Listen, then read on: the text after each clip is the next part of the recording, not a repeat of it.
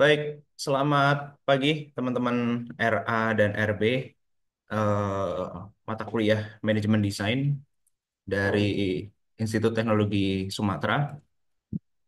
Dan kali ini di pertemuan ke-9 sampai terakhir, pertemuan 9 sampai 16 akan dipegang oleh saya. Perkenalkan, saya Angga Kusuma Dawami. Saya kebetulan menjadi tim tandemnya Pak Dr. Namuri, gitu. Dan selama setengah semester ini kita akan ngobrolin berkaitan dengan manajemen desain. Lanjutan dari apa yang sudah Pak Namuri berikan. Anyway, kemarin UTS sudah pada ngumpulin kan ya?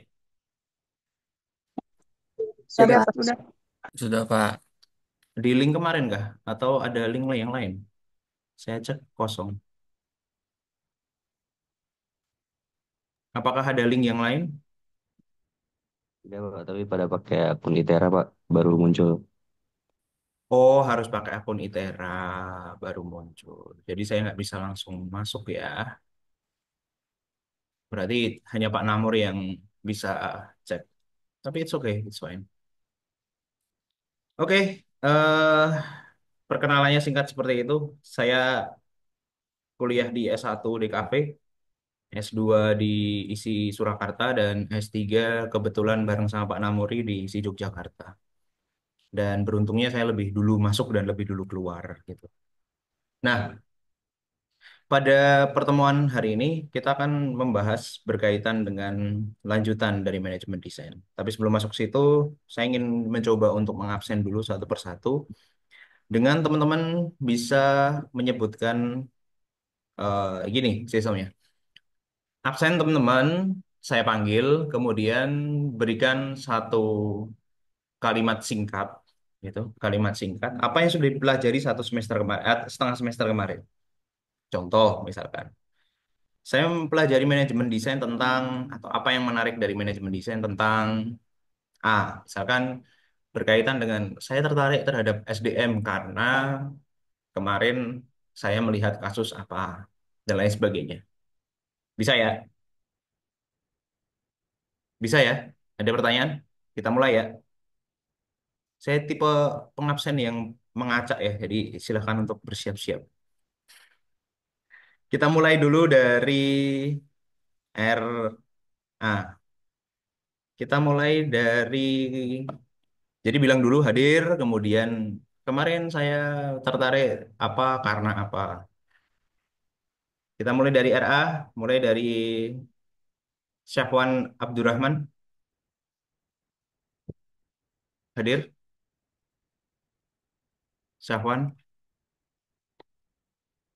oh nggak ada.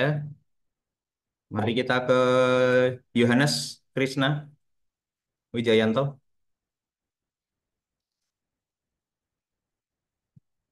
nggak ada. Ke Erin Dwi Cetya,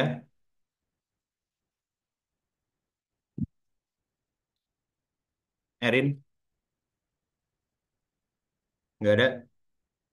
Baik. Berikutnya Daniela Gracia. Hadir, saya tertarik sama yang jenis-jenis kepribadian SDM itu, karena kayak seru aja. Makasih, Pak. Kayak seru aja. Baiklah. Berikutnya Army Priti. Nggak ada. Ana Fatmawati.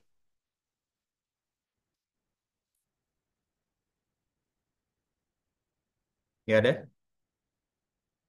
Sarah Safira. Hadir Pak, saya tertarik dengan pengelolaan tim desain Kenapa tuh? karena bisa belajar tentang pengelolaan tim Pak. Hmm, Baiklah. Kita coba nanti belajar lebih dalam. Berikutnya Terima kasih. Lutfia Marsha. Hadir Pak. Kalau dari saya tertarik di apa itu manajemen, tapi berkecimpung di bidang kreatif. Oke. Berikutnya Zahra Nakia. Hadir Pak. Kalau saya tertarik dalam dunia leadership karena setiap orang itu wajib punya leadership. Baiklah. Berikutnya Jovita Valerin Tanzil. Hadir, Pak. Saya tertarik dengan yang apa tentang sumber daya uh, manusia, terutama yang tipe-tipe orang gitu pemimpinnya. Oke. Berikutnya Izati Hasna Adiba. Hadir? Hadir, Pak. Saya tertarik dengan SDM di bagian Human Resource karakter analistiknya. Baik. Berikutnya Arafi Fauzi. Nggak ada. Berikutnya Raihan Selamat Aprilianto. Hadir, Pak. Sebenarnya saya yang tertarik itu pertama ternyata manajemen itu kan dia buat mengatur sebuah kelompok gitu kan.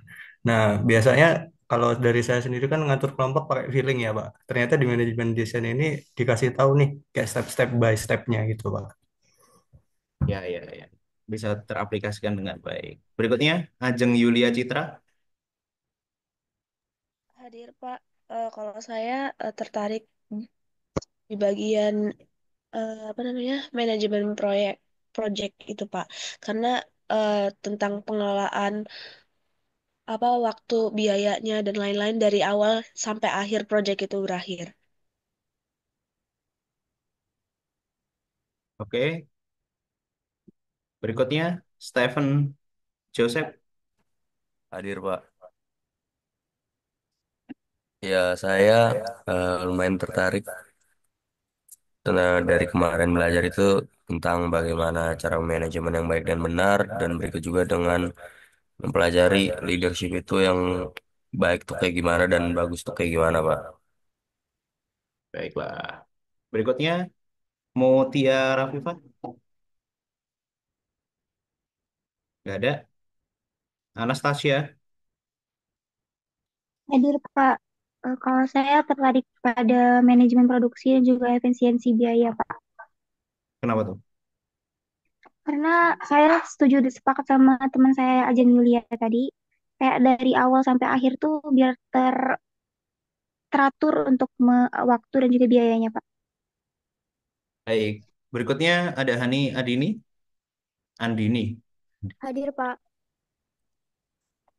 Saya tertarik di bagian yang human research karakter karena itu kayak mempelajari kepribadian-kepribadian gitu. Berikutnya Ajeng Aprianda.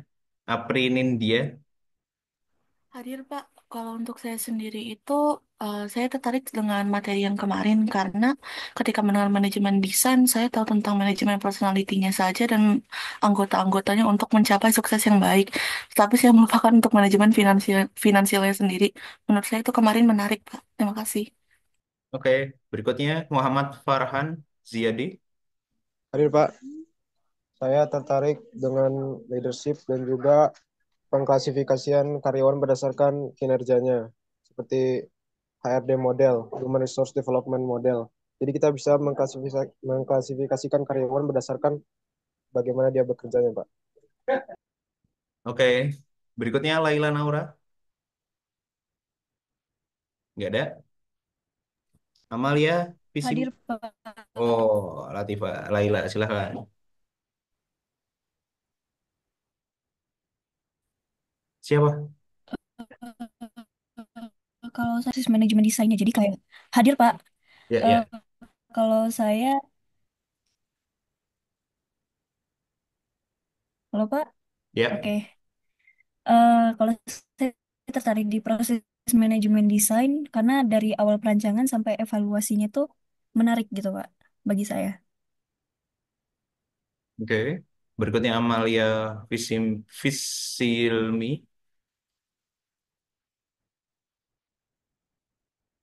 Nggak ada.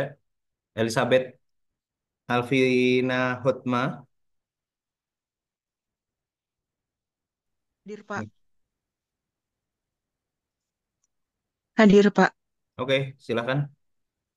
Ya, jadi saya sih tertarik pada proses perencanaan atau mengatur strategis dalam manajemen desain itu sendiri, terutama pada eh, efisiensi finansialnya juga, Pak. Hmm, Baiklah. Berikutnya ada Anton Ramadan. Hadir, Pak. Ya. Saya tertarik di bagian ini, Pak. Pengelolaan produksi supaya bisa ini apa? Efisien dalam memproduksi suatu barang. Ya. Oke. Berikutnya Gisa Fadila. Hadir, Pak. Kalau saya sendiri tertarik sama materi leadership kemarin sih, Pak. Karena ternyata setiap orang punya apa namanya ya karakter gitu. Harus punya kepribadian di mana bisa memimpin diri sendiri atau bisa memimpin tim dalam kelompok gitu, Pak. Baik. Berikutnya Nurul Zakia. Gak ada. Berikutnya Nafila Zahra. Hadir, Pak. Saya tertarik dengan analisis efisiensi produksi karena menurut saya berguna untuk evaluasi improvisasi karyawan, Pak. Ah, Berikutnya Aisyah Indria. Hadir, Pak. Untuk yang saya dapetin di materi kemarin dan yang bikin saya tertarik karena manajerial itu adalah seni untuk mengatur manusia ya, Pak. Jadi apa namanya dia apa sih? eh biar kita itu bisa lebih efektif mengarahkan orang dan menuju tujuan yang sama gitu, Pak. Oke. Berikutnya Husnul Hadir, Pak. Lailatul Fitri. Silahkan. Tertarik sama leadership development karena saya jadi tahu gimana performance dan value itu bisa mempengaruhi posisi seseorang. Baiklah. Berikutnya Zayan Naila. Ya. Hadir Pak, saya tertarik dengan materi analisis human resource development model karena kita jadi tahu gimana cara klasifikasiin orang sesuai kinerjanya dan bisa paham gimana cara menindaklanjuti orang dengan performa kinerja yang lebih tinggi atau rendah. Baiklah. Berikutnya Dwi Prasetyo. Hadir Pak. Kalau untuk saya lebih tertarik di bagian manajemen produksi Pak, karena mungkin itu nanti bisa diaplikasikan kalau emang misalnya punya perusahaan gitu Pak. Oke, semoga terwujud lah. Oke, berikutnya Zaki Tamam.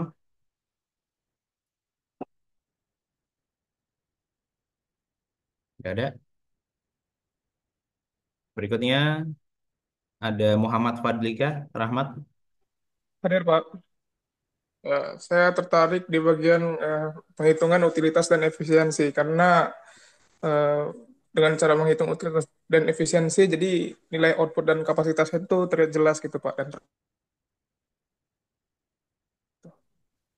Baiklah. Berikutnya Mutiara Nur Latifa. Gak ada. Berikutnya Alfia Zarifa. Hadir, Pak.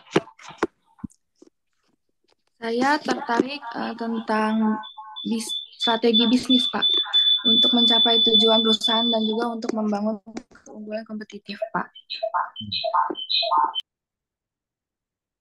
Oke, berikutnya Muhammad Alif Rizky Saputra. Hadir Pak, kalau saya suka materi leadership karena dari situ saya sadar bahwa setiap tim itu perlu pemimpin agar timnya itu lebih terarah Pak. Terima kasih. Baik. Berikutnya Septi Imelda. Nggak ada. Berikutnya Faiza Afifah Rahmah. Hadir, Pak. Saya tertarik pada manajemen produksi karena ingin memahami proses di balik karya yang rapih dan efisien. Oke. Berikutnya Febrian Ibnu Aulia.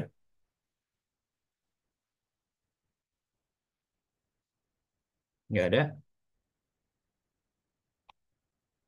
Oke, berikutnya ada Batara Ahmad Nurul. Pak. Saya tertarik ngedalamin manajemen produksi sama manajemen risiko biar eh, nggak terlalu minus gitu Pak hasil dari yang kita kerjain. Jadi surplus begitu ya. Oke, berikutnya Abizar Ahmad. Hadir Pak. Saya tertarik dengan langkah-langkah proses manajemen desain Pak. Karena desain nggak cuma menarik secara visual, tapi punya tujuan yang jelas. Jadinya. Oke. Berikutnya Nailah Ansari ya.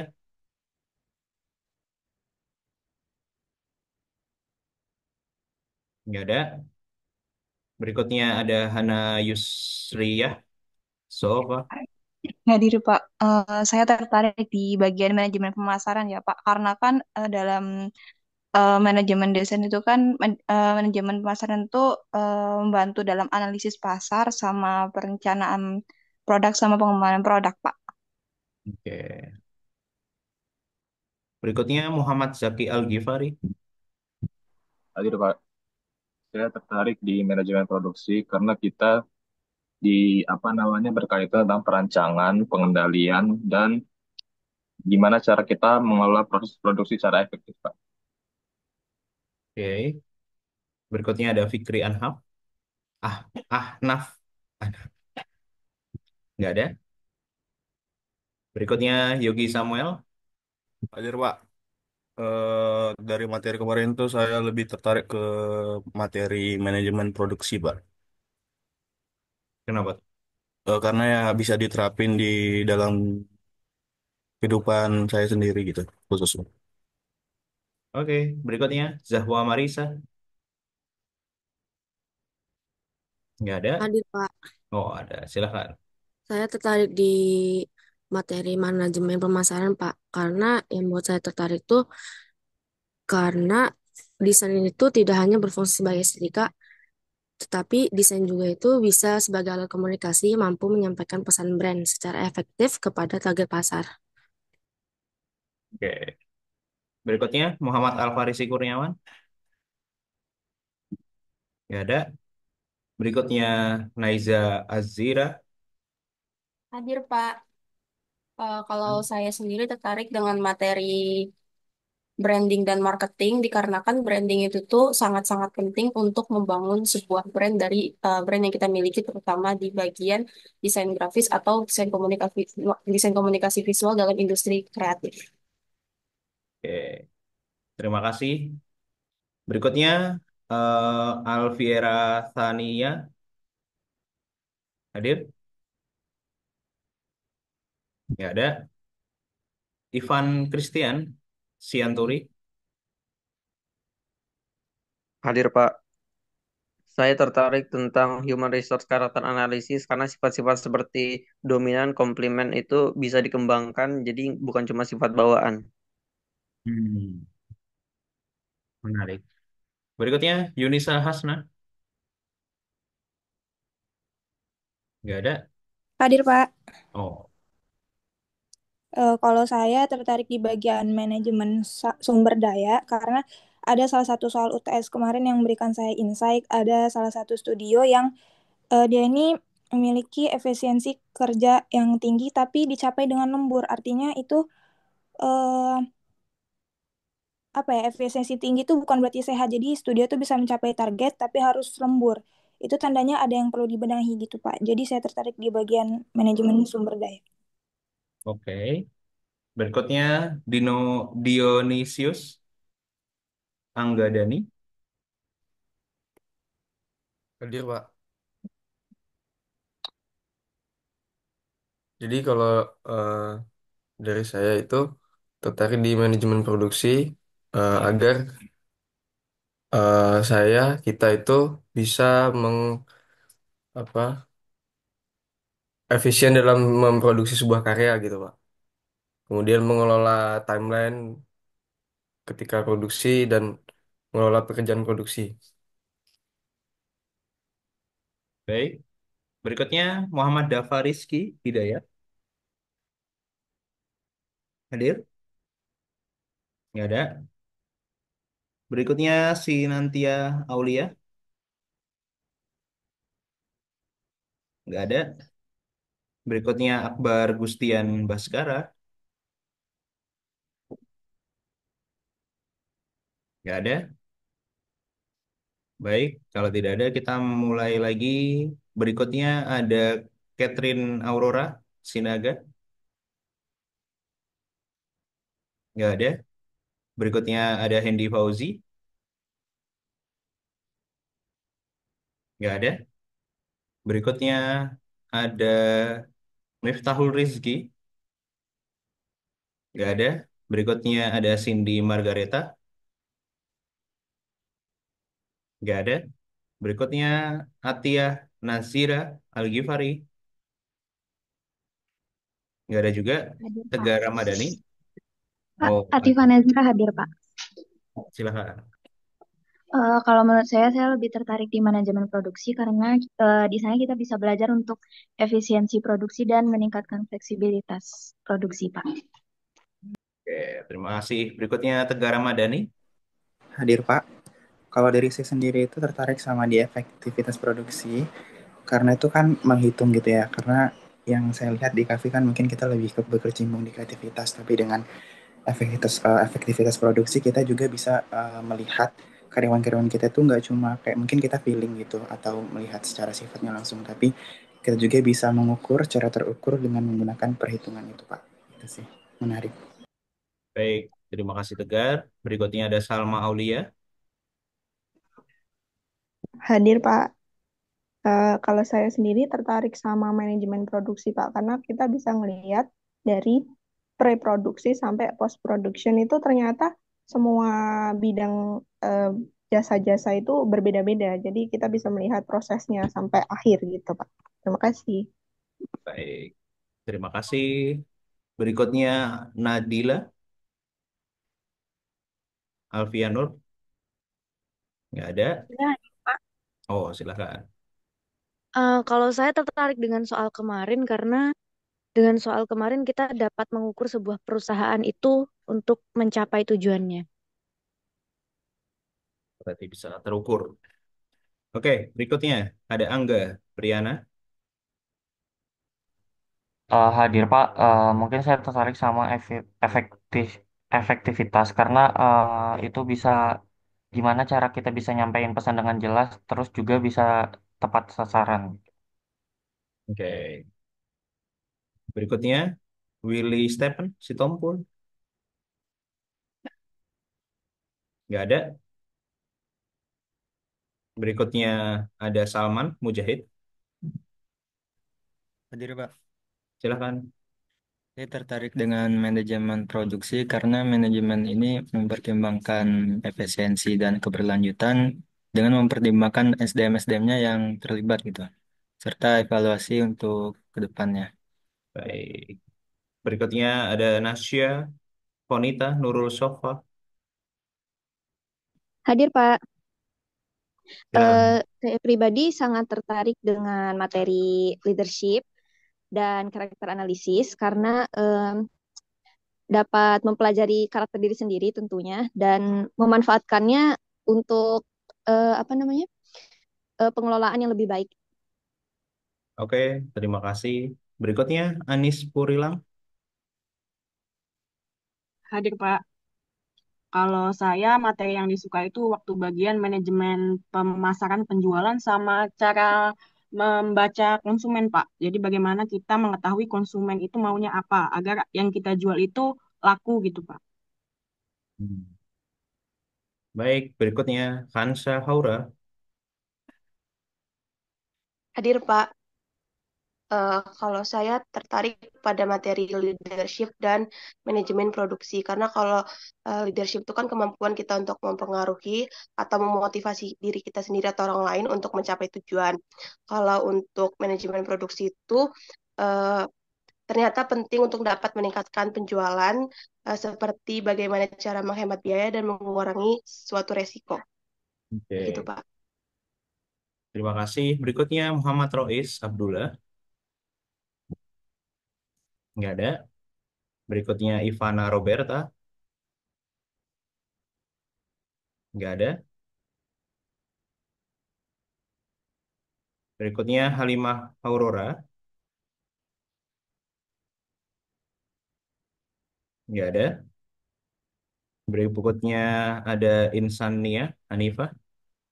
Hadir, Pak. Silahkan. Saya tertarik di bagian prinsip-prinsip manajemen desain karena dari sana saya tahu dasar-dasar prinsip buat bisa ngelola lebih lagi dari suatu proyek manajemen desain produksi. Oke. Berikutnya ada Nur Hafia. Nur Hafia Dwi Prayitno. Hadir, Pak. Silahkan. Kalau saya tertarik dengan manajemen pemasaran, karena dari manajemen pemasaran tersebut dapat diaplikasikan dalam membangun suatu brand, agar brand tersebut dapat dikenal luas dan dipercaya oleh konsumen. Berikutnya Kurnia Ayu Sabrina. Hadir, Pak. Silahkan. Kalau saya tertarik dalam manajemen efisiensi produksi dan membaca konsumen. Soalnya saya bisa belajar cara manajemen dari segi produksi yang baik dan dapat menyesuaikan produk kita dengan target pasar yang diinginkan. Oke. Berikutnya ada Willy Stephen Sitompul. Silahkan. Nggak ada. Ingrid Priscilia. Hadir, Pak. Silahkan. Kalau saya tertarik bagian manajemen produksi yang pasalnya dari membahas dasar efisien.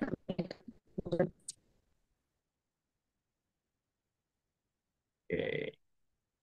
Berikutnya ada Velanisa Priyono Putri. Nggak ada. Berikutnya ada Kadek Wartika. Nggak ada. Berikutnya ada Thomas Arya. Hadir, Pak. Silakan. Saya tertarik di bagian manajemen proyek desainnya, Pak, karena fokus ke perencanaan, pelaksanaan, dan evaluasi proyek desain, yang termasuk budget, timeline, dan koordinasi timnya, Pak. Oke. Berikutnya ada Alexa Davina. Nggak ada. Berikutnya ada Andre Hidayat. Nggak ada. Berikutnya Syifa Nahdah. Nggak ada juga. Berikutnya ada Galbi Hasni. Hadir, Pak. Syifa Iya. hadir, Pak. Syifa. Silakan, Syif. Kalau saya tertarik dengan proses menciptakan produksi karena fase ini menciptakan inovasi, problem solving, kemudian ide abstrak tersebut bisa menjadi produk nyata melalui kolaborasi desainer, engineer, dan produser tersebut, Pak. Baik. Berikutnya ada Galbi Hasni. Lebih hasilnya hadir loh, Pak. Kalau saya sendiri lebih tertariknya tuh ke bagian penciptakan produk, terutama di mengukur perilaku konsumen karena eh, saya tuh termasuk konsumen yang kayak ada hal A dan B itu mengapa tidak gabung saja. Jadi mencari efisiensi yang lebih menguntungkan gitu, Pak. Oke. Terima kasih. Berikutnya M. Al Ghafari Nur. M. Al Ghifari Nur. Hadir, Pak. Ya, silakan, Gif. Saya tertarik di leadership karena bagi saya itu sangat diperlukan untuk manajemen suatu tim atau perusahaan, Pak. Oke. Berikutnya Se Seara Nadia Azahra. Nggak ada. Berikutnya ada Joan Pablo. Silakan.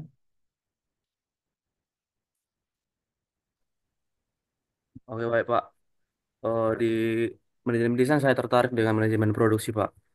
Karena manajemen produksi ini berperan besar dalam memastikan efisiensi, kualitas, dan ketepatan waktu dalam pembuatan suatu produk. Oke. Berikutnya Tiara Fadilanisa. Oke. Nggak ada. Berikutnya M. Aji Pratama. Oke. Nggak ada. Berikutnya Aura Widiawati. Nggak ada. Berikutnya Natania Rizky. Iya, Pak, hadir. Silahkan, Nat. Oke, kalau saya tertarik dengan manajemen produksi karena saya bisa belajar dan mengetahui proses pengolahan waktu ataupun sumber daya manusia dalam suatu produksi. Oke, berikutnya Jova Salomo Putra. Iya, hadir Pak. Kalau dari saya tertarik sama manajemen produksi, sebab dari manajemen produksi kita bisa tahu untuk menghasilkan produksi yang berkualitas dengan biaya yang optimal, Pak. Oke, berikutnya ada Diva Marsendi. Hadir Pak. Silakan. Kalau untuk saya lebih tertarik dengan materi leadership Pak. Karena menurut saya leadership adalah kemampuan yang penting untuk pengembangan dan peningkatan value dalam diri gitu. Oke, berikutnya Muhammad Iqbal Al-Hafiz. Nggak ada. Rindu Marito. Hadir, Pak. Silakan. Kalau saya tertarik pas bahas soal manajemen yang proyek desain itu, soalnya di situ saya jadi ngeh kalau desain itu nggak cuma soal yang kayak bikin yang bagus, tapi juga soal cara ngerjain bareng tim gitu, Pak. Baik. Berikutnya ada Haidar Maruf. Hadir Pak. Silakan. Oke, jadi saya tertarik dengan leadership development karena saya jadi bisa belajar cara menilai kinerja orang lain, mengevaluasi hasil kinerja orang lain, dan bisa membuat keputusan untuk menindaklanjuti kinerja orang lain, entah untuk mencari orang yang lebih baik atau mengapresiasi dan memberikan promosi karena kinerjanya yang baik. Seperti itu, Pak. Oke.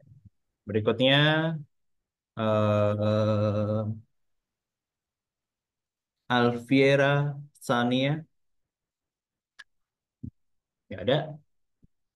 Baik. Kalau tidak ada, mari kita mulai untuk materi. Bagi teman-teman yang tadi saya panggil atau terlambat datang, saya berikan ultimatum sekali lagi bahwa waktu teman-teman bisa masuk karena ini pertemuan baru dan juga habis Lebaran, mungkin teman-teman masih kaget dengan suasana perkuliahan awal. Maka untuk teman-teman yang baru datang dan yang terlambat tadi datang, saya ingatkan bahwa untuk pertemuan berikutnya di hari Selasa itu batas masuknya itu 15 menit. Dan teman-teman akan terus online sampai nanti di pertemuan ke-16 dengan saya gitu. Saya ulangi lagi, teman-teman akan online terus dengan saya sampai pertemuan 16. Oke, bagi teman-teman yang terlambat ataupun yang tadi saya absen tidak menjawab atau terlewat mungkin sinyal dan lain sebagainya, silakan untuk mengetik di kolom komentar. Itu saya akan untuk mengetik di kolom komentar. Diawali dengan NIM, bener ya, NIM ya, bukan NPM ya. NIM, nama lengkap, dan berikan kalau tadi ngobrol yang paling menarik. Ini saya minta untuk 3 materi yang paling menarik, menarik, 3 materi yang paling menarik. Ini bagi yang belum absen ya, gitu. 3 paling menarik dan alasannya. Silakan untuk diketikkan. Saya akan apa namanya merekap sampai nanti jam 8.25. Format sudah ada di situ. Jadi silakan untuk mulai mengetik sambil kita akan masuk ke dalam materi di pertemuan 9. Begitu ya. Masih ada pertanyaan berkaitan dengan materi, berkaitan dengan obrolan yang kita lalui ini? Oke, bisa masuk materi?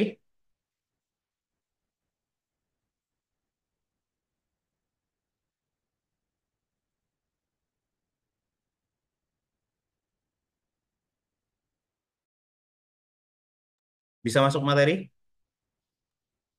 Bisa, Bisa, Pak. Pak. Bisa, Pak. Oke.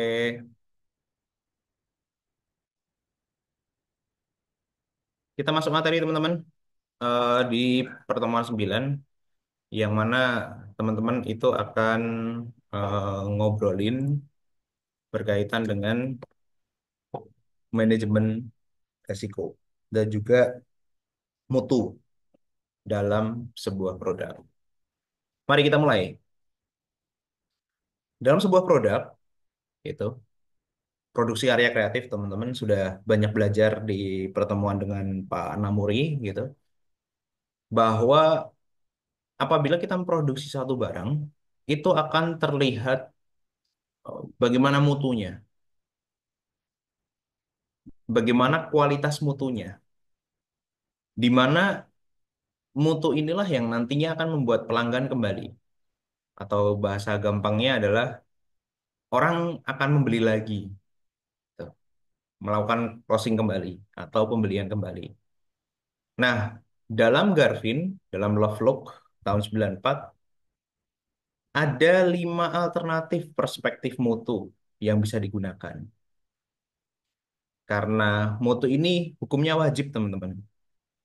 Orang yang tidak menjaga standar mutu karya, atau apalagi dalam dunia industri kreatif, maka teman-teman akan tergradasi oleh orang-orang yang baru.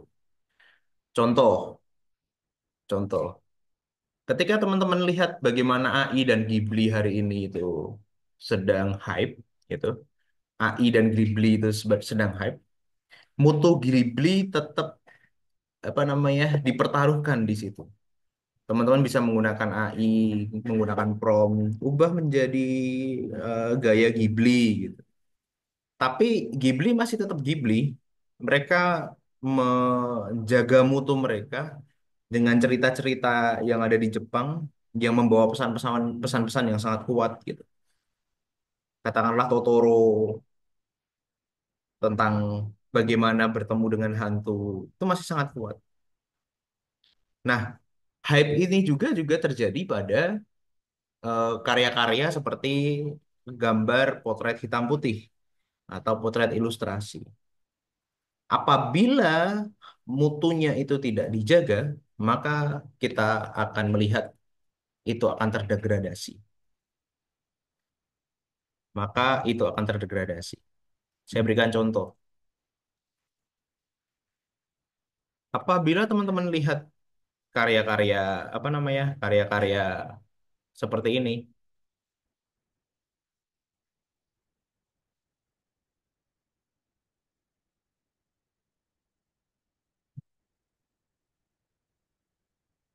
Ini adalah karya dari Gilang Bogi. Gitu. Gilang Bogi ini salah satu ilustrator yang dia S1-nya itu justru ekonomi, tapi dia sudah mendunia, menjual banyak barang-barangnya. Ini karya-karyanya dia. Awalnya adalah karya-karya tentang Widas Pop Art Portrait, WPAP, berubah menjadi karya yang lebih empirik lagi. Itu nih, dengan beda. Ini beda, ini Bogi. Kemudian sampai hari ini dia jualan dari hal itu. Nah, yang ingin saya katakan adalah mutu dari Bogi itu diperkuat dari tahun ke tahun. Karena dia dimulai dari 2010 ya. Dari 2010, maka kita bisa tahu bagaimana karyanya itu sudah tidak lagi WPAP. Karyanya sudah merupakan ciri khas dia sendiri. Seperti ini. Kalau WPAP kan terkenal kotak-kotaknya ini kemudian warnanya berkilau gitu. Saling bertabrakan. Kalau ini sudah berbeda. Sudah skin tone namanya kalau dalam WPAP. Tapi karakteristiknya tidak hilang. Nah, mutu dari Bogi itu tetap konsisten dengan karya-karya berbasis pada olahraga. Kalau dia membuat karya-karya yang di luar dari olahraga basket dan sepak bola, itu akan miss. Itu yang disebut sebagai mutu. Jadi, mutu akan menjamin sebuah produk atau sebuah karya itu akan terus hadir dengan baik. Nah, berikutnya di dalam mutu, dalam teorinya Garvin, itu ada sekurang-kurangnya ada 5. Yaitu pendekatan atau perspektif mutu yang bisa dilihat. Yang pertama ada transcendental approach atau pendekatan transcendental. Yang kedua ada product based approach atau pendekatan berbasis pada produk. Yang ketiga ada user based approach atau pendekatan berbasis pengguna. Kemudian yang keempat ada manufacturing based approach atau pendekatan berbasis manufacturing. Dan yang terakhir adalah value based approach. Kita akan belajar ini dan juga akan belajar berkaitan dengan konflik gitu. Karena itu akan sangat berkaitan dari mutu ini itu berbasis juga dilihat dari konflik-konflik yang terjadi. Nah, teman-teman bisa lihat di sini ada transcendental approach. Itu transcendental approach merupakan pendekatan transendental. Apa itu pendekatan transendental? Pendekatan transendental merupakan mutu yang dibangun atau yang dikonstruksikan itu berbasis pada sesuatu yang bersifat absolut. Kata kuncinya ada di sini. Universal, sulit dijelaskan secara konkret dan biasanya dikaitkan dengan persepsi keindahan atau keunggulan. Dicontohkan di sini ada Apple yang secara estetika itu itu menjelaskan spesifikasi teknisnya dengan menggunakan karya desain yang indah, ikonik, dan di mana semua desainer menggunakan icon karena mengandung nilai artistik serta simbolisme yang tinggi. Yang sebenarnya kalau MacBook Air itu tidak bisa disepadankan dengan apa namanya ROG dan lain sebagainya karena tipe tipe laptopnya itu lebih rendah. Tetapi karena dia bagian dari Apple maka mutunya terjaga gitu, kira-kira. Padahal kalau kameranya juga beberapa teman-teman saya yang punya MacBook Air kameranya lebih lebih bagus Dell tipe lama daripada MacBook Air sendiri. Tapi karena transcendental approach atau pendekatan transcendentalnya ini hadir, mutu dari Apple itu terjaga. Kemudian yang kedua ada base approach atau pendekatan berbasis produk, di mana mutu ini diukur berdasarkan atribut atau karakteristik produk yang dapat diukur secara objektif seperti resolusi, warna, ketajaman cetak, bahan kualitas, dan lain sebagainya. Nah, contohnya adalah kualitas cetak majalah Intisari. Atau kalau dulu desainer grafis itu basicnya majalah Baby Boss. Gitu. Majalah Baby Boss itu salah satu majalah yang apa namanya, yang basisnya untuk desainer grafis gitu. Ini majalahnya.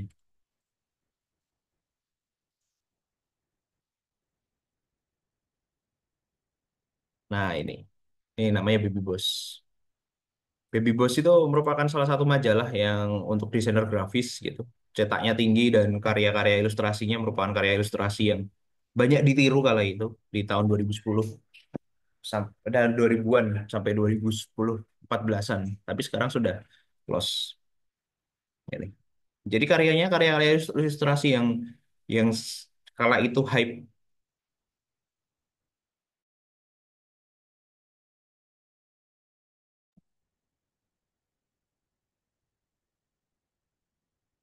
Nah, pada bagian Baby Boss ini kita bisa tahu bahwa produknya itu basisnya adalah basis dari kualitas produk.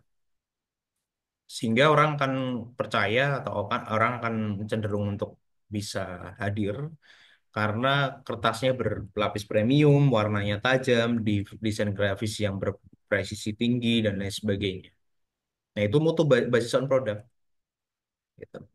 Ada juga pendekatan mutu berbasis pada pengguna atau user, di mana akan sangat bergantung pada persepsi, kebutuhan, dan kepuasan pengguna.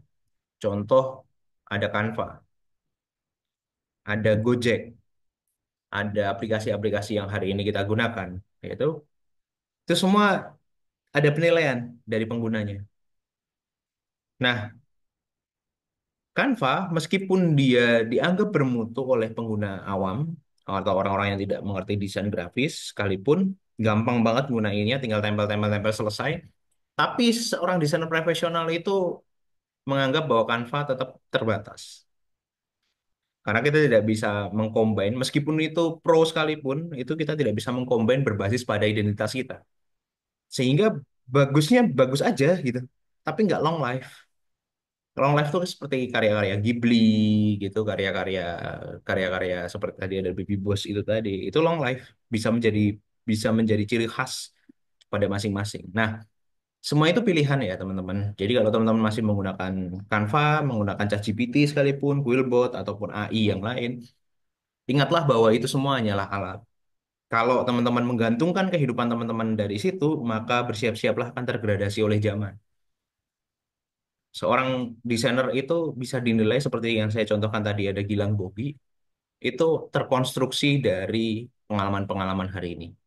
Pengalaman-pengalaman dia mengikuti banyak hal, kemudian merefleksikan sampai pada karya-karya yang bisa dipertanggungjawabkan sekarang.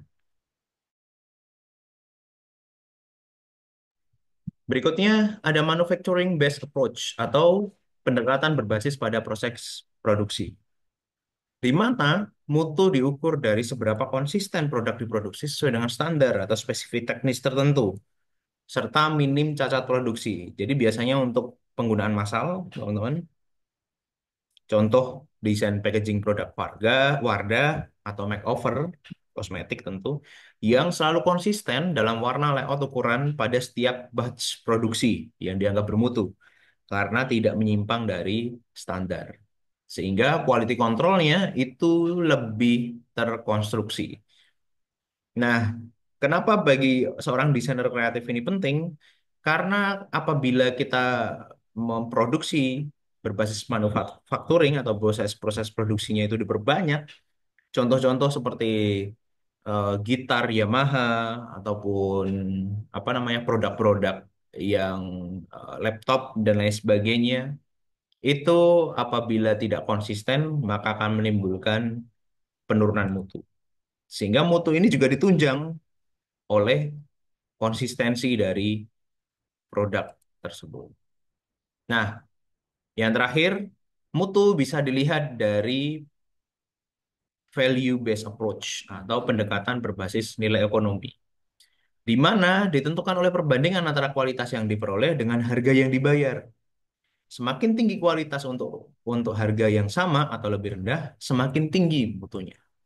Misalkan, desain promosi Shopee dinilai bermutu oleh manajemen karena mendatangkan hasil penjualan yang lebih tinggi dengan biaya desain yang efisien. Contoh yang lain, desain berbasis pada digital advertising melalui Instagram Ads ataupun Facebook Ads ataupun Twitter itu justru lebih bermutu karena biaya desain yang lebih efisien. Nah, basis dari mutu ini kan namanya pendekatan ya, namanya cara mendekati. Jadi teman-teman dalam satu produk pun juga dia memiliki banyak standar yang bisa digunakan untuk menilai mutu tersebut. Nah, contoh apabila kita melihat berbasis apa namanya produksi itu ini ada apa satu kasus yang baru-baru ini menarik gitu, di mana itu merupakan PT Yihong, sebuah PT sepatu itu berbasis pada lukis sepatu, tapi di sana terjadi PHK ribuan karyawan karena di demo berturut-turut katanya begitu. Nah, akar dari sini adalah adanya aksi mogok kerja yang dipicu oleh protes terhadap keputusan sepihak yang memberhentikan 3 orang pekerja. Dalam satu sisi pemberhentian ini menyenangkan, itu dalam satu sisi yang lain pemberhentian ini cukup menyulitkan bagi pekerja. Nah, apa dampaknya? Mutu dari barang produksi apabila kita melihat dari pendekatan manufacturing atau proses produksinya, dengan begini produk yang seharusnya bisa ditingkatkan, tapi ternyata dia harus hilang. Karena apa? Karena produksinya, konflik dalam internal perusahaannya itu tidak dikelola dengan baik. Sehingga bukannya malah memproduksi banyak barang atau sepatu, tapi sepatu sablon, sektor sablon sepatu, tapi malah justru tutup, bahkan itu sebelum Lebaran. Nah, konflik dalam perusahaan inilah yang perlu juga kita pelajari selain tadi ada mutu. Jadi, kalau sampai terjadi chaos seperti ini, baiknya seperti apa? Kan begitu. Maka kita perlu untuk memahami dulu apa yang disebut dengan konflik. Konflik merupakan definisi untuk memahami bagaimana kesalahpahaman Nah, itu memahami kesalahpahaman, ketidakcocokan, pengertian atau emosi antar individu atau kelompok yang mengakibatkan pertentangan atau perselisihan. Ini macam konflik tuh macam kalian punya pacar gitu kan. Itu ada kesalahpahaman tuh. Atau ketidakcocokan. Maunya makan bakso tapi lagi pengen mie ayam gitu. Nah, di konflik sendiri itu ada sumbernya teman-teman. Bisa dilihat dari apakah lingkungannya, ataukah sumber pribadinya, atau sumber komunikasi, atau struktur konfliknya seperti apa. Apakah dia berkonflik dengan atasannya atau sesama pekerja misalkan. Kita mengenali dulu dari mana sumbernya. Dalam pandangan tradisional, konflik bersifat merusak sehingga berbagai bentuk konflik harus dihindari. Ini pandangan tradisional, artinya pandangan yang berbasis pada hal-hal yang sudah umum terjadi. Jadi kan kalau pacaran juga begitu ya, kan teman-teman jangan sampai ada konflik begitu. Atau kalau saya berhubungan dengan orang lain jangan sampai konflik aja lah, kan gitu. Nah, pada pandangan hubungan antar manusia, konflik merupakan gejala natural sehingga harus diterima dan dihadapi. Ingat, pandangan tradisional itu konflik bersifat merusak sehingga harus dihindari. Gitu. Apakah ini salah? Not 100%, tidak 100% itu salah. Tapi dalam pandangan antar manusia itu harus diterima dan dihadapi. Permasalahan itu harus diterima dan dihadapi. Atau konflik itu harus diterima dan dihadapi. Nah, pandangan interaksional atau hubungan antar eh, interaksi antar manusia. Ini adalah hubungan antar manusia tapi di bagian bawahnya adalah interaksi. Konflik memiliki nilai positif bagi kelompok untuk mencapai sasaran tertentu. Kok bisa? Namanya konflik kok bisa apa namanya eh, bisa memiliki nilai positif. Karena pada dasarnya level konflik itu bisa dilihat sebenarnya. Kalau konflik merusak itu kan sudah sampai ke iri dengki, berupaya saling memusnahkan, saling menyerang fisik, mental, mengancam, adu argumen, debat kusir, dan lain sebagainya. Ketidakjelasan kesepakatan. Kemudian kalau dia tidak ada konflik, itu dia dingin, damai, tidak ada pertentangan sama sekali. Hidup begitu damai seperti perdamaian dunia yang diimpi-impikan oleh banyak orang. Nah, kembali ke sini. Jadi bagaimana kita memahami sebuah konflik?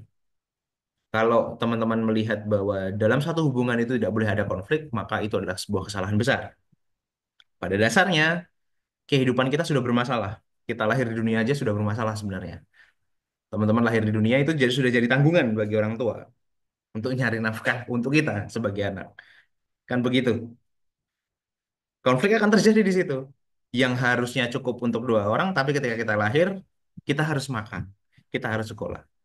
Konflik terjadi, ekonomi lala segala macam. Nah, baiknya memang kita harus lihat bagaimana level konfliknya. Tapi kita bisa lihat juga dari sisi yang lain bahwa fungsi konflik itu sebagai bagian dari revolusi. Artinya, ketika kita bertemu konflik, kita bertemu dengan masalah. Ketika bertemu dengan masalah, kita akan mencari pembaharuan atas masalah tersebut. Maka terjadilah revolusi. Itu yang terkenal di Revolusi 98, di mana Presiden Soeharto kala itu berkuasa lebih dari 32 tahun, kemudian tidak ada tidak ada keadilan bagi banyak orang sehingga terjadi revolusi atau perubahan secara total. Tapi konflik juga mengubah lingkungan yang tadinya otoriter gitu, siapa saja yang agaknya melawan pemerintah ditembak, dibedil gitu kan, berubah menjadi demokrasi. Nah, dalam konflik juga ada restrukturisasi. Gitu. Restrukturisasi apa yang bisa distrukturkan kembali, konflik dari konflik-konflik yang ada dan lain sebagainya, bisa juga mengubah aspek manusiawi, di mana yang tadinya kita marah, pemarah, kemudian kita sering apa namanya, sering emosian, itu berubah lebih dingin karena kita tahu bahwa oh konflik itu harus diredam dulu, kemudian diselesaikan permasalahannya, sehingga bisa memunculkan kolaborasi, kemudian terjadi juga negosiasi dan mengeksploitasi keuntungan tertentu.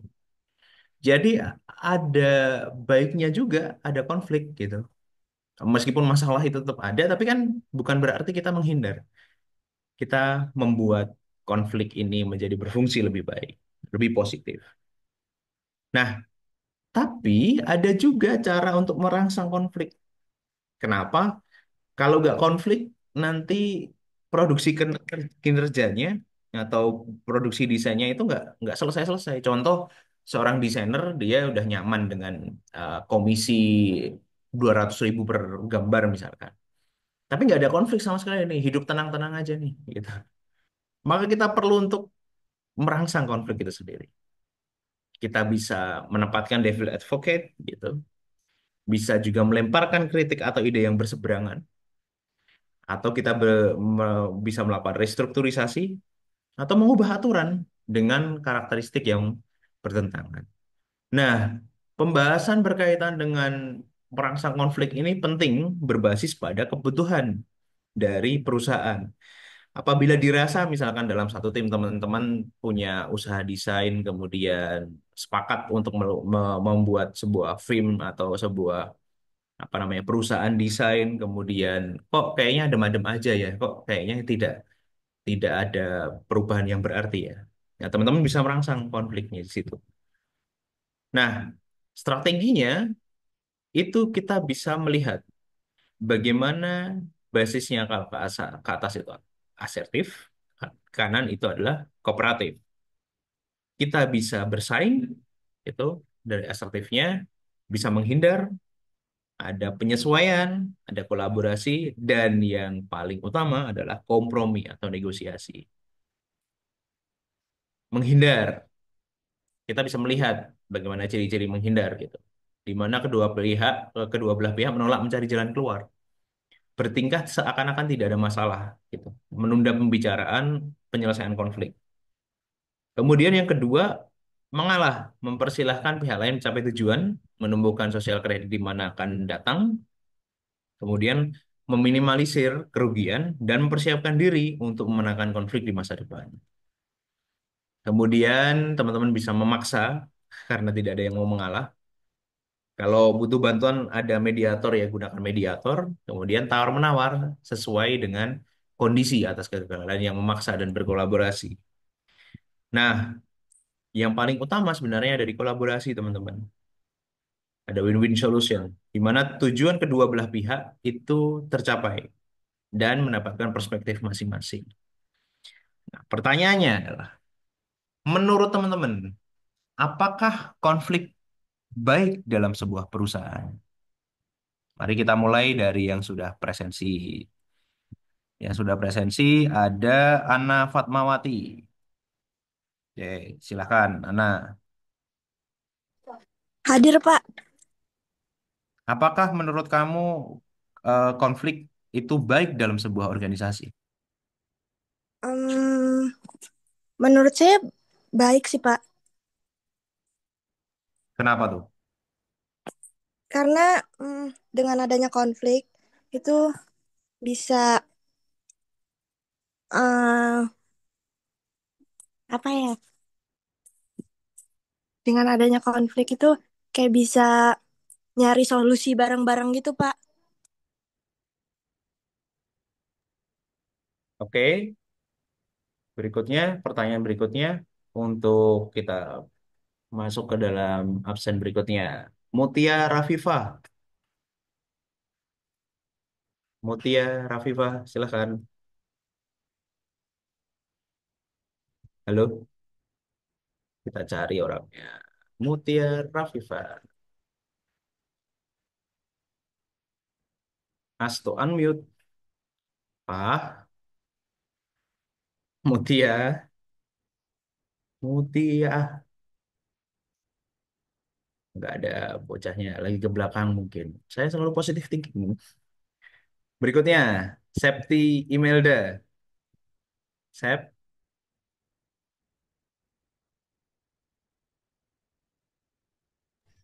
Hadir, Pak. oke. Pertanyaan berikutnya, apa yang kamu lakukan kalau kamu sebagai pemimpin ketika dalam sebuah organisasi terjadi ketidakcocokan antara anggota dengan anggota yang lain? Sebelumnya mohon maaf ya Kak, kalau misalkan saya tidak on cam karena sinyal di sini lagi jelek. Yang akan saya lakukan itu mediasi ya Kak, terhadap kedua belah pihak. Tapi bakalan saya lakuin tuh kayak nanyain satu-satu dulu ke mereka secara terpisah. Terus baru saya buat kayak suatu musyawarah untuk menyelesaikan masalah tersebut. Oke, adanya mediasi ya berarti ya. Ya Pak. Oke, terima kasih. Berikutnya kita ke pertanyaan ketiga ke M. Aji Pratama. Silakan. M. Aji Pratama.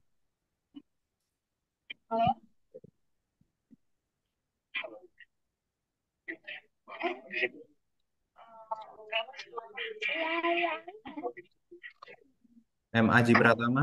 Silakan. Asto unmute.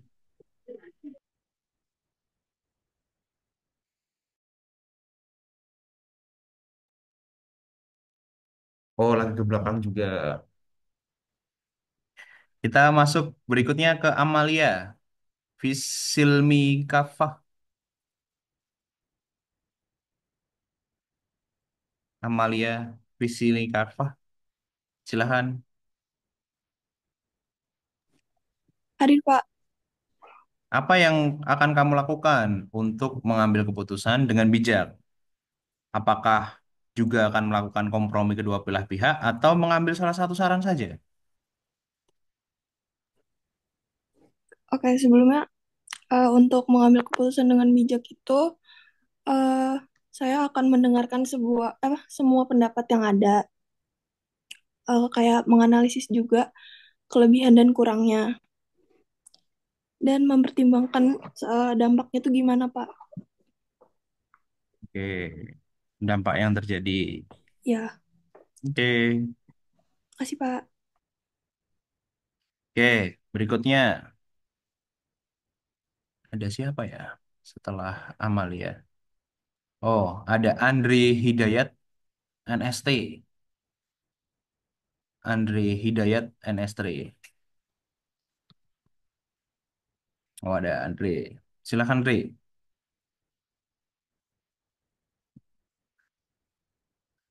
Nggak ada juga. Oh iya, mungkin ke belakang juga lagi. Berikutnya, Alfiera Thania.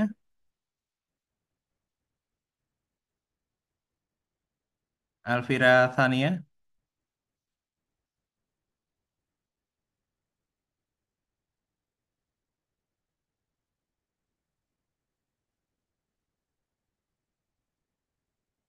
Nggak ada. Ini kalau nggak ada, saya itu loh. Saya anulir dari perabsenan. Oh, ancamannya nggak enak banget anulir dari perabsenan. Berikutnya, Erin Dwi Gentia. Silahkan, Rin. Iya, Pak. Kebijakan apa yang kamu terapkan agar masing-masing anggota dapat bekerja dengan nyaman di tengah konflik, sehingga mampu mencapai tujuannya masing-masing? Em, Menyusun kesepakatan bersama.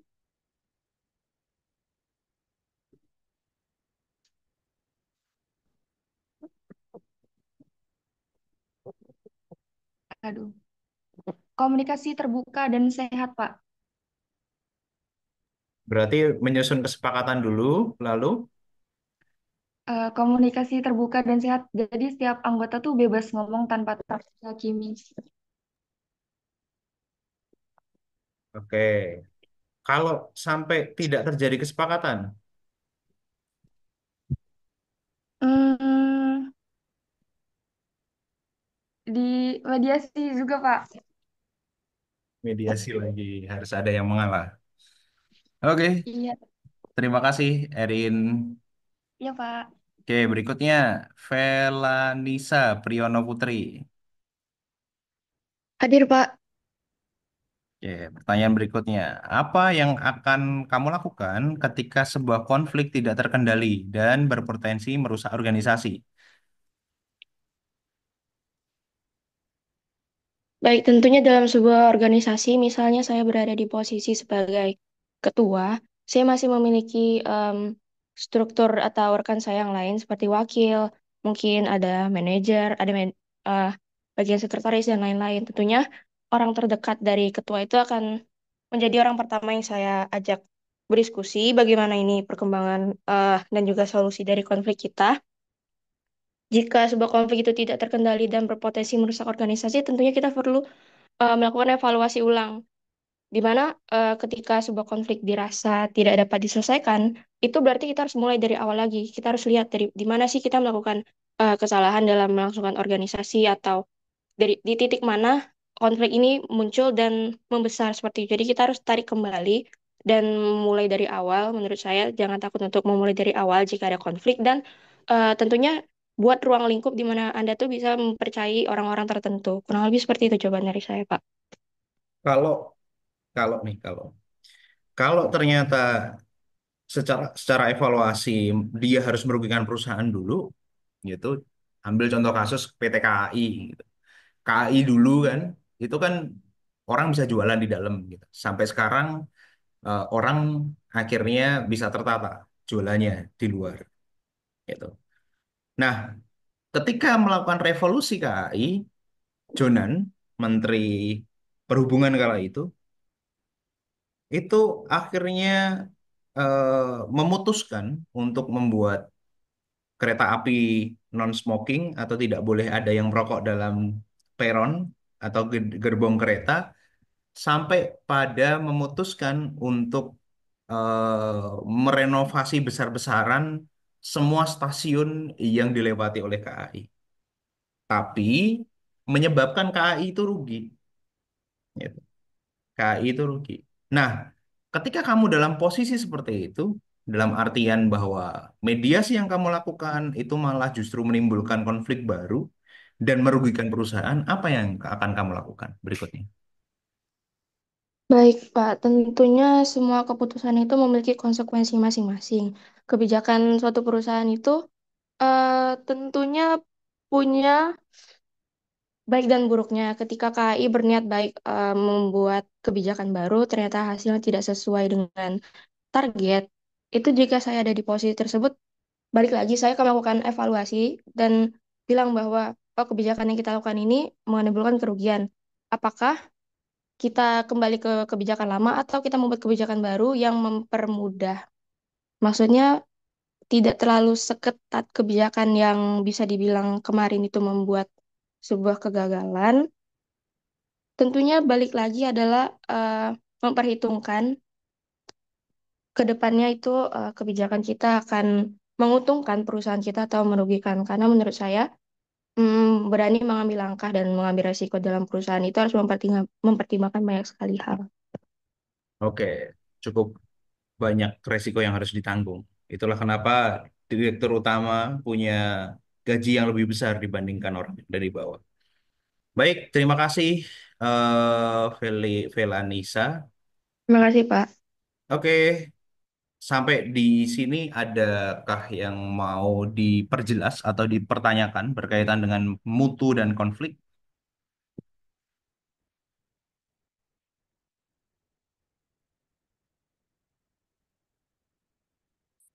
Ada yang mau ditanyakan? Silakan.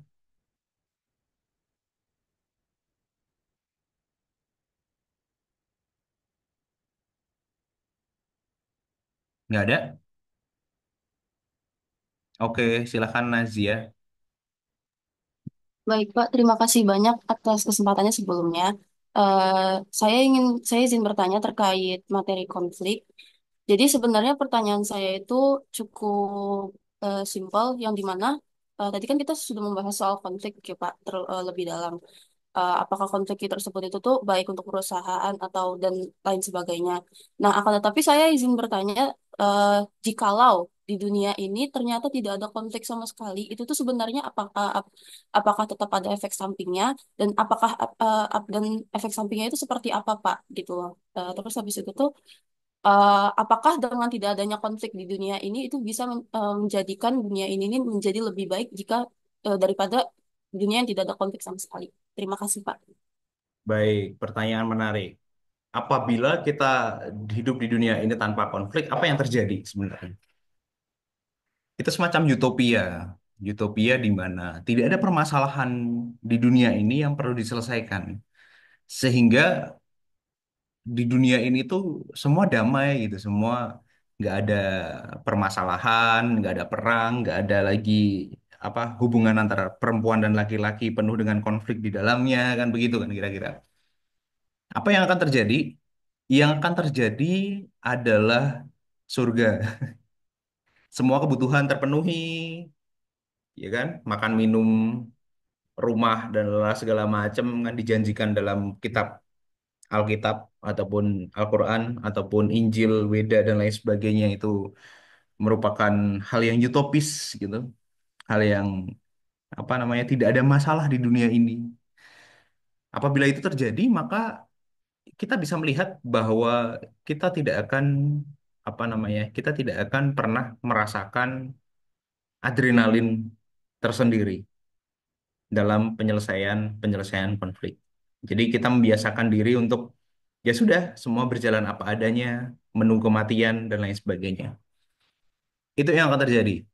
Artinya kita hidup dalam dunia yang penuh dengan ya sudah jalani hidup sampai kematian saja gitu. Atau menunggu kapan kapan kita tiada. Nah, dalam konflik sendiri sebenarnya juga memiliki yang tadi saya utarakan, ada sisi positifnya. Di mana apabila tidak terjadi konflik, maka tidak ada peningkatan, tidak ada penyelesaian masalah. Sehingga level penyelesaian masalah yang tadinya sangat tinggi apabila ada konflik, itu menjadi flat. Hidup tuh hanya sekedar, ya seperti yang sudah saya bilang di depan tadi, berkaitan dengan menunggu kematian saja. Dengan adanya konflik, kita bisa tahu atau kita bisa mendewasakan diri tentu. Jadi kalau teman-teman masih merasa dengan pacarnya atau dengan orang tuanya masih terjadi konflik, bersyukurlah.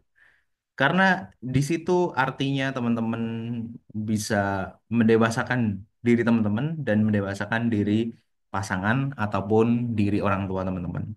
Pada dasarnya, kalau kita memahami konflik itu hanya sebagai permasalahan saja, gitu, tanpa ada solusi yang konkret atau solusi yang pasti, maka kita hanya akan berkutat pada urusan konflik, kita tumpuk lagi konflik lagi, kita tumpuk lagi konflik dan lain sebagainya, sehingga itu menjadi terlalu berat. Nah, apabila terlalu berat, ketika masuk dalam pikiran jadi overthinking. Ketika overthinking terus-menerus, tidak ada produktivitas dalam tubuh, dan pada akhirnya menjadi membusuk bersama dengan konflik-konflik yang ditanam. Maka penyelesaian konflik atau manajemen konflik penting rasanya untuk disadari bersama. Jadi kalau teman-teman menghadapi konflik sama orang tua berkaitan dengan ekonomi misalkan, kok hari ini nggak dikasih uang saku ya, gitu dan lain sebagainya, ya sudah, selesaikan konflik itu dengan bekerja sampingan. Padahal di dalam bekerja nanti akan ketemu dengan konflik lagi. Nah, penyadaran terhadap konflik-konflik itu akan mendewasakan. Jadi kalau pertanyaan tadi di awal berkaitan dengan apabila tidak ada konflik dunia, ya kita akan menjadi bayi terus-menerus. Kita akan disuapin dan lain sebagainya. Toh memang kehidupan memang berjalannya memang berdasar pada masalah, seperti yang saya katakan tadi. Kita lahir saja sebenarnya sudah bermasalah. Menambah beban keluarga, kan gitu kan. Itu kira-kira, Nas, jawaban atas pertanyaan utopisnya. Baik, terima kasih banyak Pak atas jawabannya. Sangat-sangat membantu saya. Ya nggak apa-apa. Kadang hidup nggak harus lempeng gitu. Kadang hidup kan naik dan turun. Yang perlu disadari adalah kita mampu nggak untuk bangkit ketika ambruk dan kita tidak sombong ketika ada di atas. Oke, ada lagi pertanyaan? Boleh, silahkan. Raise hand boleh. Oke, kalau tidak ada pertanyaan lagi, saya ulangi lagi, sekali lagi kan ada teman-teman yang barusan masuk. Untuk pertemuan-pertemuan berikutnya, teman-teman masuk itu maksimal 15 menit. Ya, teman-teman, 15 menit dari setengah 8, artinya jam 8 kurang seperempat. Tidak akan saya terima ke dalam Zoom dan akan mulai presensi seperti tadi. Kemudian, teman-teman mempersiapkan dalam setengah semester ini ada dua tugas besar. Tugas yang pertama adalah tugas individu, dan yang tugas yang kedua adalah tugas kelompok. Kelompok akan saya bagi pada 2 sampai 3 pertemuan ke depan. Jadi tidak sekarang. Nah, untuk tugas individu, silahkan teman-teman mencermati ini. Teman-teman bisa melihat dari mencari itu satu karya desain boleh atau karya animasi boleh. Jadi ini tidak hanya berbasis pada itu ya, berbasis pada harus desain, enggak. Teman-teman boleh berbasis pada industri kreatif sebenarnya. Jadi karya desain boleh brand, boleh apapun yang teman-teman suka untuk lihat. Kemudian jelaskan pendekatan mutu yang paling dominan yang digunakan berdasar teori Garvin. Teori Garvin itu teori yang sudah saya sebutkan di atas tadi. Teman-teman, saya harapkan sudah mencatat mulai dari transcendental approach, product based approach, user based approach, manufacturing based approach, ataupun value based approach. Teman-teman bisa menggunakan salah satu atau dua sampai tiga pendekatan untuk menjelaskan fenomena dari mutu apa yang sebenarnya dijaga pada karya desain atau karya brand tersebut. Nah, uraikan alasan mengapa pendekatan tersebut relevan dengan karya yang dipilih. Ini minimal yang digunakan satu ya, teman-teman. Kemudian yang kedua, bayangkan teman-teman itu menjadi bagian dari tim kreatif yang sedang mengerjakan proyek besar. Tapi terjadi konflik antara dua anggota yang menyebabkan terlambatnya finishing proyek tersebut. Entah finishing karena sering berantem untuk menentukan mana logo yang baik, entah finishing karena proses produksinya itu terlambat. Nah, teman-teman bisa memilih gitu dengan mengidentifikasikan jenis konfliknya. Apakah itu bersifat pribadi atau struktural, komunikasi atau lingkungan. Teman-teman bisa memilih salah satunya, bayangkan saja gitu. Ini boleh teman-teman definisikan dulu proyeknya apa gitu, misalkan proyek animasi boleh, proyek desain boleh, proyek branding boleh dan lain sebagainya. Nah, tunjukkan tingkat konflik yang terjadi, yang mana itu mengacu pada level konflik. Level konflik ini. Apakah dia merusak atau tidak ada konflik? Nah, level itu bisa teman-teman jabarkan. Nah, kemudian jelaskan strategi penyelesaian konflik yang kamu pilih dan berikan pemasalannya. Misalkan strategi penyelesaian konfliknya adalah mempertemukan atau mediasi. Kenapa mediasi menjadi penting misalkan? Karena mediasi dari sini dan sini seperti ini. Jadi teman-teman bisa dua anggota ini bisa teman-teman jabarkan dulu bagaimana ciri khas dia, cara berpikir dia, cara ngobrolnya, apakah ngegas atau slow atau tipe orang yang let it flow dan lain sebagainya. Jadi di sini teman-teman diminta untuk membayangkan, menjabarkan berbasis pada konflik yang ada pada tim desain. Kalau ini sifatnya abstrak, artinya teman-teman bisa me, apa namanya mereview atau mengkonstruksi lebih jauh berkaitan atau membayangkan lebih jauh berkaitan dengan bagaimana sih sebenarnya konflik yang perlu dihadirkan. Kalau yang ini teman-teman diminta untuk menganalisis mutu karya desain. Nah, teman-teman diminta untuk menuliskan dalam Word itu dalam Word tidak perlu memberikan referensi, jadi ketik aja dulu, konstruksikan, bayangkan, kemudian dituliskan dalam Word. Minimal ada 1.000 kata, kemudian nanti akan dikumpulkan pada satu hari sebelum kuliah minggu depan. Artinya di tanggal 14 April 2025. Itu. Jamnya ada di jam 11.59. Artinya sebelum berganti hari. Supaya saya bisa mengkoreksi, mengidentifikasikan. Begitu? Sampai di sini ada yang mau ditanyakan dahulu? Silahkan.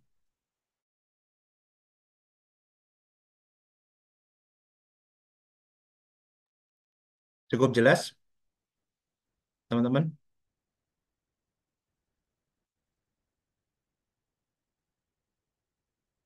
Ada yang mau ditanyakan? Sepertinya cukup, Pak. Oke, baiklah kalau cukup jelas. Terima kasih sudah mau hadir pada perkuliahan pagi hari ini. Kita ketemu lagi di pertemuan ke-10 minggu depan, teman-teman.